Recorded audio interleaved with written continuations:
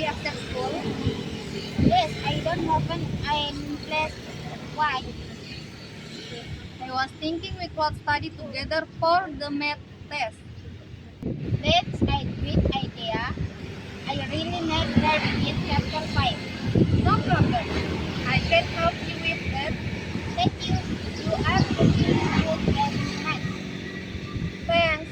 Let's meet at the library at 5 p.m. Perfect.